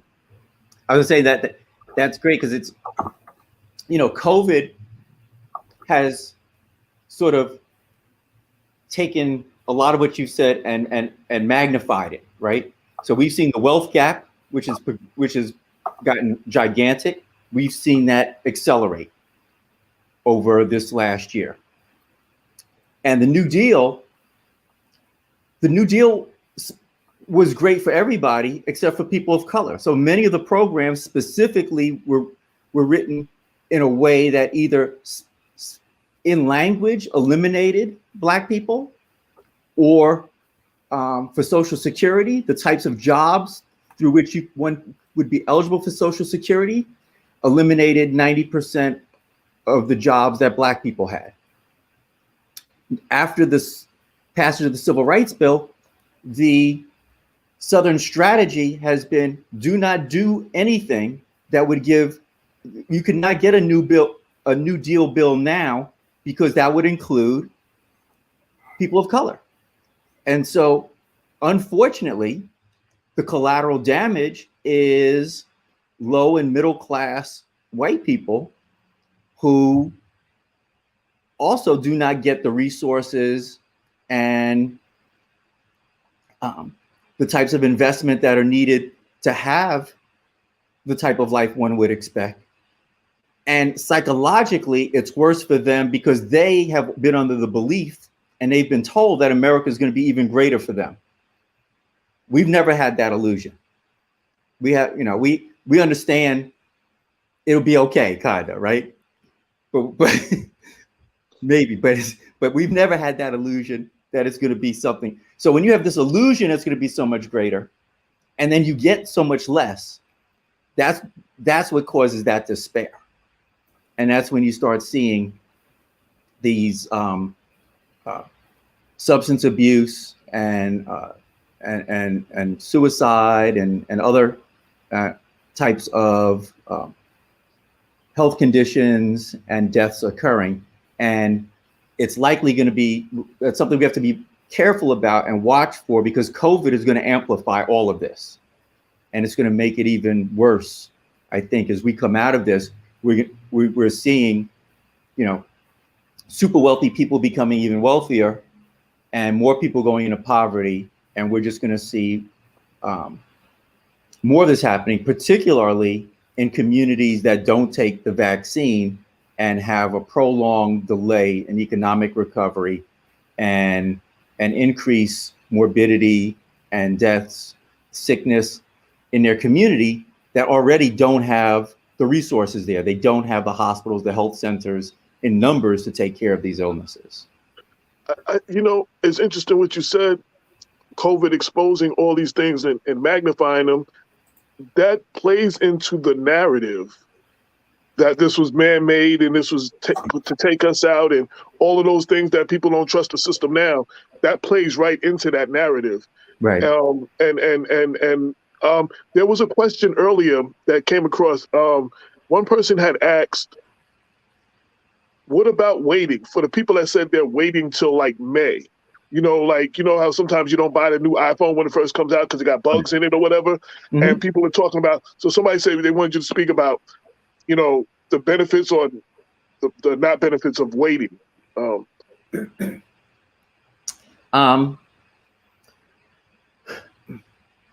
Right now, I look at it. So I got my vaccine, right? I'm thinking, do I want to wait till I get sick? Or do I want to get the vaccine now?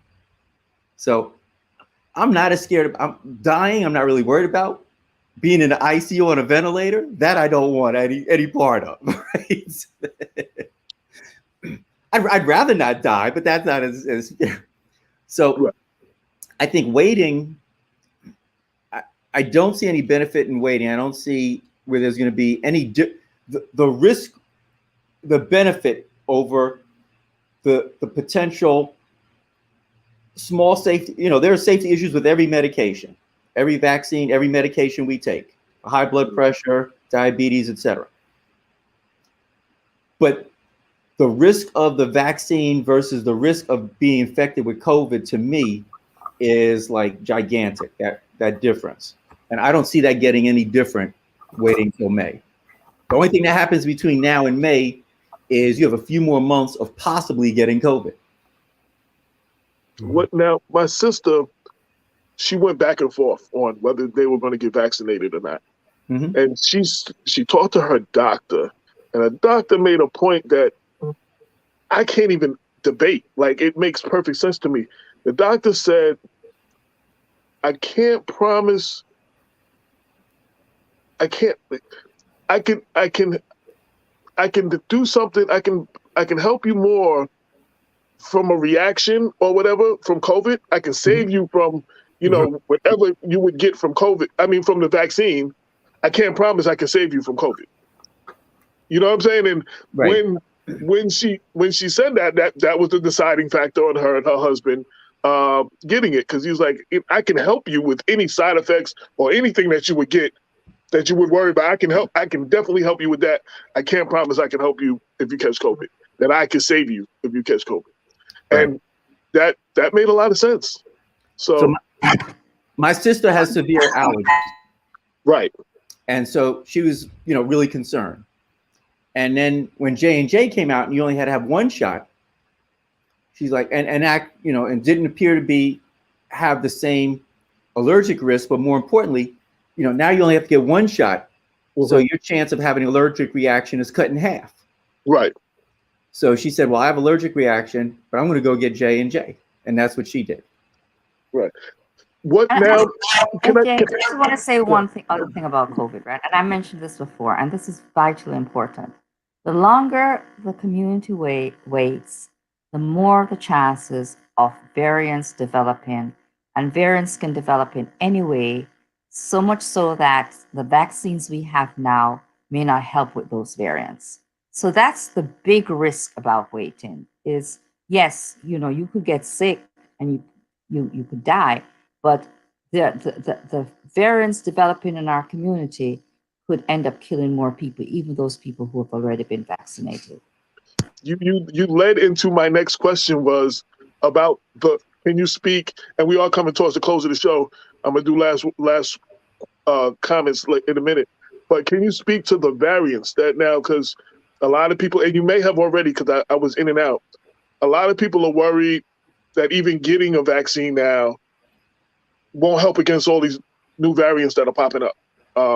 Can you speak a little bit to that? So far, the vaccine seemed to give you some protection against the variants, right? So it may not be total, but it appears that it at least prevents people. Some people will have enough response that they won't get COVID. It appears right now people have enough response that they won't go to the hospital or die from the variant. But there will be more variants, as Dr. Williams mentioned. The variant in Brazil, what we're seeing in Brazil is more and more young people having serious infection. Now, the flu of 1918, which killed many more people, it didn't affect older people. It affected younger people. And so younger people thinking they don't need to take it, that may lead to a variant coming out that sort of, it does well in infecting and causing a particular reaction in younger people. And that would be, then really serious and dangerous for like a whole new population. So we want to try to get the infection under control so that no variants happen. But people who are saying, well, I'm young, it's not really going to bother me. We're starting to see those new variants actually affecting younger people. And if it turns into like the flu of 1918, that will not be good at all for a large group of people. I do want to ask one more question. Everybody, there's all this talk about we can't wait to get back to normal. Is this the mask wearing and everything right now? Is that our new normal? Will we ever get back to what people consider the normal? Is that? Can you speak to that? Yeah, I do believe we will be back to no mask wearing. But that may be 9 months from now. Mm-hmm. But that's also dependent on enough people getting the vaccine, what we call herd immunity, and the virus going away. But if it still stays around, then masks may be going on longer than we would hope for. Now, and one last thing, for those people who are still skeptical and say, I'm not going to take the vaccine, but I will wear my mask, I'll wash my hands, I'll social distance, but I'm not taking the vaccine. Would speak to that a little bit. That's fine. That's an option, right? So I think it would be their risk of getting COVID, I think would be much lower if they get the vaccine. But you wear your mask and wash your hands and everything. That's good. That's helpful. But, as much as you try to do it, like, Mhm. you know, there comes a time when, well, I think I won't wear it here. Well, we'll meet with such and so. I'm at this event, that event. I'm hugging such and so. I'm with such and so. They're okay. I don't really need to wear my mask. And then the next thing you know, somebody gets sick. So Right. it's tough. Right. And we have a close friend whose mother, they were doing everything right. Their mother's healthcare worker or that comes in gave her COVID. yeah, So that's what, she was supposed to be safe around that person, letting them in their house, and they were supposed to be tested and all that. But that's how she got COVID. Now she's in the hospital. yeah. Healthcare workers are people too. So a lot of healthcare workers are It was her have not made a homemade. decision, you know, Right. not made a decision to take a vaccine. Right. Bob, I saw you put your hand up. So, Dr. Williams, I know you wanted to weigh in with a comment of your own. Before you do, I just wanted to ask you guys to expound a little bit more on the increased risk from the new variants, because there are ways that we can quantify it. What is the rate of transmission for some of these new viruses as compared to the COVID-19? And what's the rate of mortality, I guess, if one is infected as compared to the original COVID-19 strain? I'm going to say something, and then Dr. Norris can give you the other bits of information. The truth is that variants develop on their own by the virus, right? It's the way of the virus, itself just going through its hosts, and there are several hosts.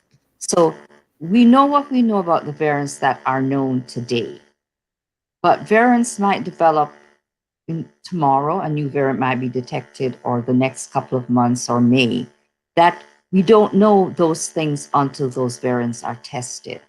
And so that's why the most damaging part about this virus is that the longer it sticks around, the more of a chance it has of becoming something different. How different? No one can predict that. But it could become different in such a way that the vaccines we have are no longer effective against that variant. So in terms of treating variants, first we have to determine the variant that exists and determine if the vaccine is effective treating that variant. But I'll let Dr. Yeah. So for the variants, I know more about the quote unquote United Kingdom UK variant, and there's probably more information on that. So it appears you are 50% to twice as likely to get sick with COVID if you're exposed to the UK variant than the original sort of normal COVID, right? So it's almost 1.5 to 2 times the number of people will get infected. Originally, it was thought that there might not be any more risk for death or hospitalization, but now it appears that there may be some. And the main problem happens because 50% to twice as many people could be infected. That means more people that could go to the hospital. And that means, a bigger surge. And, then if people have to go to the ICU and the ICU is full, you have to have a makeshift ICU. We've had at Martin Luther King Jr. Hospital in Los Angeles, they had a big tent outside that they put up outside the hospital because they didn't have enough beds. They had beds in the gift shop. They had beds they had to take the chapel's room and turn it into a hospital bed. There was so many patients. I want to ask one last question and then give you a chance to give last comments, because after this, I'm going to immediately to another. I'm being interviewed, so I have to go do that. But now this, I know this doesn't sound like a joke when I say it, but like the flu comes around, there's like flu season every year. Mm-hmm. Whenever we get a hold of this COVID-19, Do we got to worry about COVID 20 and 21 and 22? Or I mean, is that a thing? Or Could be. We're not sure. okay. we hope not. But I think, as Dr. Williams said, if we're able to get to herd immunity quickly and get the virus to stop spreading, there's a better chance that it won't happen. But we don't know for certain. We'll have to wait and see. And I want to give you all a chance to make any last comments, anything I didn't ask you, anything that you want people to know or leave people with. So I'll leave people with two things about the COVID virus. Number one, COVID doesn't care what any of us believe. It doesn't care what I believe, you believe, or anybody on this Zoom believes. And number two, I appreciate and understand the level of mistrust that people have around the vaccine, the medical community, et cetera, et cetera. And so when people say, why should I take the vaccine? I say, we need you alive today so you can help us fight mistrust tomorrow. I like that. Diana? So, what I want to leave with everyone is this. Right now, America, I believe, is the most powerful and the wealthiest country in the world. But that's not going to last very long. We're being challenged by China, Brazil, India, Russia, and one day we'll be the wealthiest country in the world. And it could have happened yesterday or 2 days ago. And just imagine the fate of Black people when we were the wealthiest country in the world. What we got, what we didn't get. Just imagine what would Where happen. did you say? In the refrigerator? Okay. Just imagine what would happen to us if we are not the wealthiest country in the world. If America no longer is the wealthiest country to us, just imagine the fate of Black and brown people. There would be fewer resources. We don't get much now. We'll get nothing then. So it is time for our communities to pay attention. And I tell you this, we're not just fighting healthcare, we're fighting education. Our schools are not well funded. I come from Jamaica. There's schools in Jamaica that are doing better than schools right here in New York State, right? Schools are not funded. Our children have lost hope and they've lost direction, right? So we have to think about our community as a whole and say, hey, we've got to start paying more attention to what is going on to us. We need to become more involved in our community. We need to help the people in our community who don't have access to resources. And so that is what I would like to say, because COVID has had an impact in every facet of our lives. If we do not take the vaccine here in Mount Vernon, how will school reopen? How do we make sure that not only Johnny reads, but Johnny can get into college? So we have to think about the responsibility we have, not just to ourselves and our families, but to our entire community, because this is a communicable disease. If it affects you, it affects everyone around you. Dr. Bob. I just want to say thanks so much to Dr. Williams and Dr. Norris for sharing their time with us and our audience members tonight. It was a real treat for us to have your insight. And I'm sure I speak for AJ in saying that, we do invite you guys to come back on in the months ahead to share with us, your updated views as we begin to see further rollout of the vaccination and, the broader public health response. So thanks so much. I would like to thank both of you for your time and for your expertise and the information you shared. Unfortunately, is usually the case, some of the people that need to hear it are not on here now. So this will be put on Black Westchester, we will be blasting this out. So make it available. So whenever somebody wants to watch it and they need that information, they can get it. So hopefully more people will see it. Hopefully the people who are watching it live, the people that will continue to watch it later, will leave more informed, because that is our ultimate goal, to try to inform our audience. We walk around too uninformed and misinformed, and that leads to a lot of bad decisions. I can't tell you what to do, but hopefully you are more informed in the decision you decide to make. Absolutely. And yes, you do have a right not to wear a mask, but you don't got the right to kill me. So if you ain't gonna wear it, stay away from me. And I'm gonna be honest, even after this is over, I want some people to stay away from me permanently. So, keep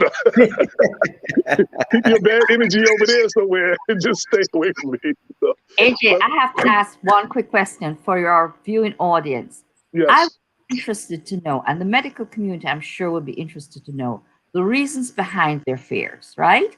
Because then we can address the fear and we can address the reasons for people not taking this vaccine. So if you've decided not to take the vaccine, sure, that's your choice. But tell us why. Let us know why it is that you are reluctant.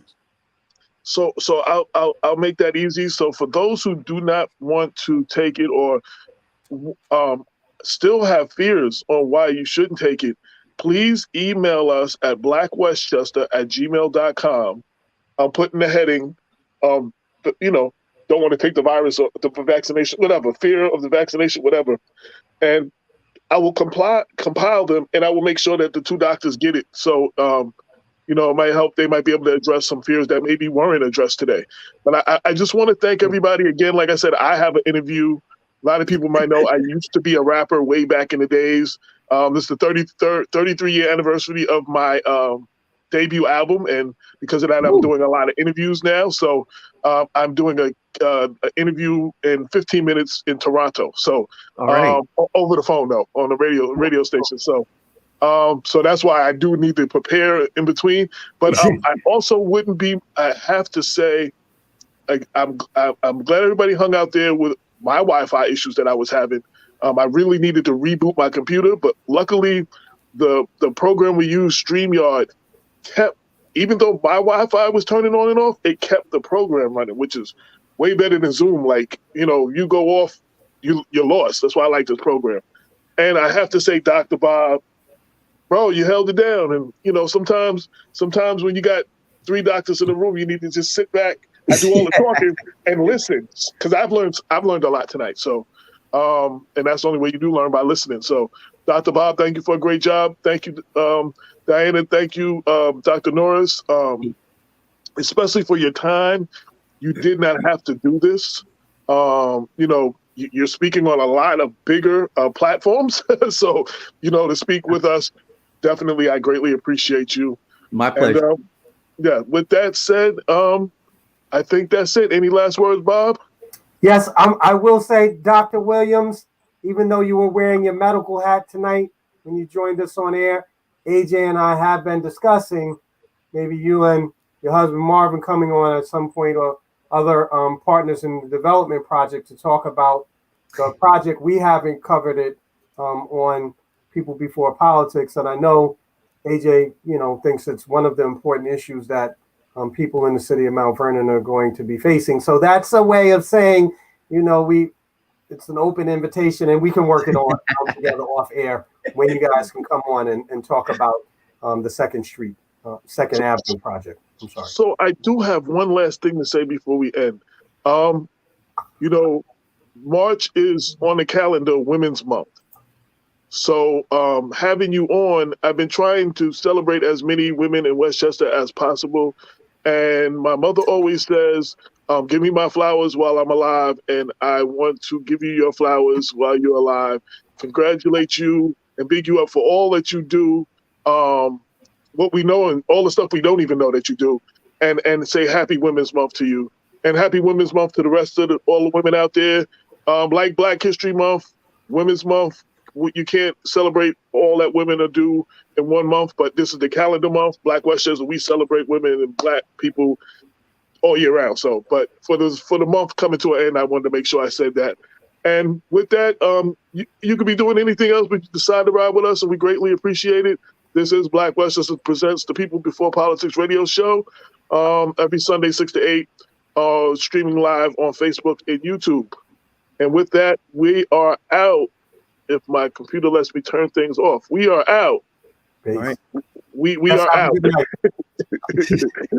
So we're done. I'm just now. All It's gonna take me a minute again because of the Wi-Fi to actually link off. So, Okay. thank you everybody for tuning in. We greatly appreciate y'all. Okay. Pleasure, and thanks for having me. No Yes, doubt. No doubt. Thank you. Thank you. Thank you. All right. Did that turn it off? Yeah. Well, Okay. I think it's just No. yeah. no. I Well, we're still live though. Oh, we are. Okay. I think. Yeah. I'm not seeing. I'm actually turning my computer off. Yeah, it says live up in the corner. I don't know. Okay. I don't Well, I see can't- how. Okay. I can't do nothing until I turn my computer back on. All right, so that's it. We out. All right. Peace. All right, I'll talk to you later, man. All right. No doubt. No All right. doubt. Mm-hmm. All right, we're still live a little bit, I think, but it's over. The show is over. Thank you for tuning in. Stephanie said, "I see you." Yeah, I'm having computer issues tonight, the Wi-Fi and everything, so I had to actually reboot my computer. But StreamYard is still continuing the program because it works on their thing. So it's a beautiful thing when you have Wi-Fi issues, even though I wasn't on camera, the show was able to go on. So I have to sign back into it right now to turn everything off. Thank you, Stephanie. Thank you, Dr. Bob, of course. Thank you, Cliff, Earl, Abrams. Thank you, Nikeshi, for tuning in. Thank you, Marvin, for tuning in. I think I saw Ken Bright. Who else? Everybody who tuned in, thank you all for tuning in.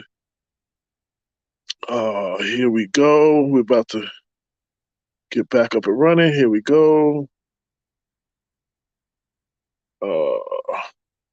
Yeah, today has been a very long day. I'm so glad this program runs as good as it did, and the show did not get interrupted. And I hope everybody got something out of it. And here we go. I'm signing back in now.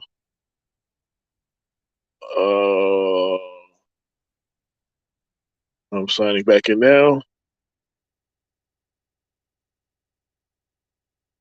Oh, error occurred.